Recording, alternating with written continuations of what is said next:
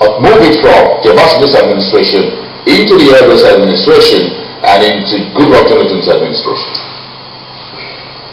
There's so far intelligence can take you. There's so far your competence can take you. You get to a particular point and you begin to realize that at some particular considerations, what is more important is the structure of power.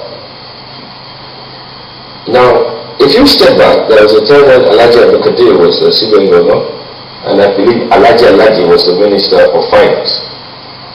They seemingly had a good relationship, but you had a politician more or less in that role. And then you then check the relationship with the number one person. They moved on. I believe he was there for the Elder Sanusi, and then the relationship we had with the Minister of Finance was also Adam Chiroma, I believe, with the Minister of Finance.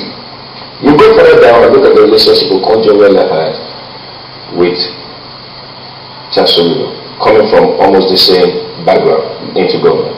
And you look at the relationship with the number one person. Now, you get a sense there, the direction of where we're going. Look at when Sanusi was there and when Mansour was there. They seemingly had a working relationship. There was no issue. But then there is the argument being made that Mansour seemingly must have abdicated the leadership of the finance function of the federal government of Nigeria to the CBN, either by aspect of communication, either by profile, or by default. If you go back to the other model we spoke about, what was really happening then was that you had a president who was very clear that the goals he wanted in those ministries. And then whether you agree with him or not, you find that leadership index which is being described here.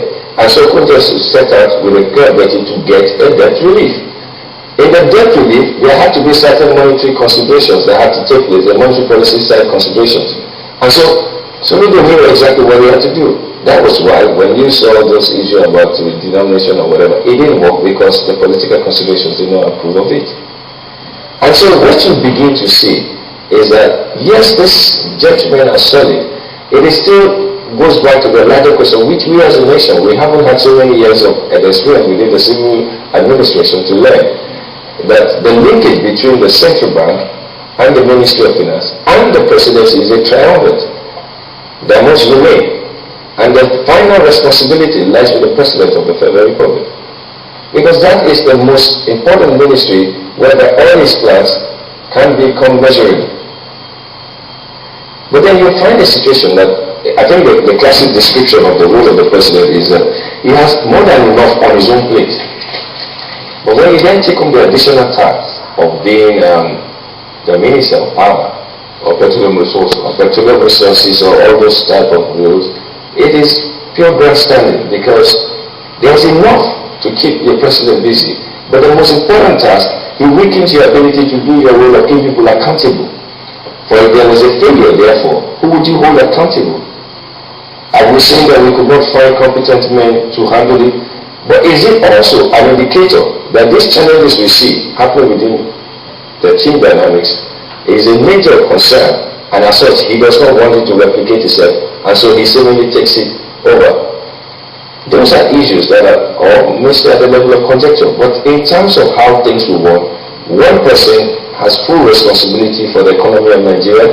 It is the president who has the mandate of the people, of the electorate, and he has appointed a Minister of Finance to take charge of that. The central bank is a key organ of the governance.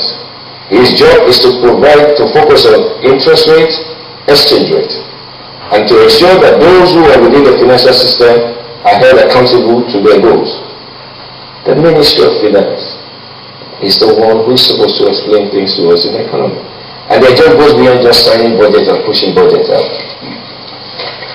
We're taking a break at this point. We're about 25 minutes to the top of the hour. You're watching a special edition of Business Morning this Friday, 16th of July. We'll go back to 2009 with a bull in the China show. Yesterday evening, the Central Bank of Nigeria says nationalization, well, or perhaps the sale of the rescue banks is not on the card. So what are the burdens that Lamides and Mrs. bear at this moment? What's the name of the game? We're just about 30 days to the first anniversary of the 14th of August 2009.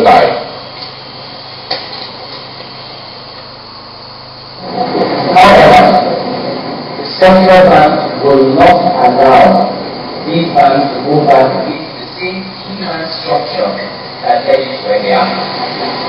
So we will look for and will advise the banks, advisors, we will look for an appropriate for investors looking or foreign that will bring in the governance and the systems and the skills that will preserve the long-term value of shareholders by building an institution. This is the principle on which we plan to redesign the architecture of the Nigerian financial system. We need to, going forward, any banks that are licensed and any banks that continue to exist in Nigeria must clear their minds towards turning themselves into institutions and not sole proprietorships.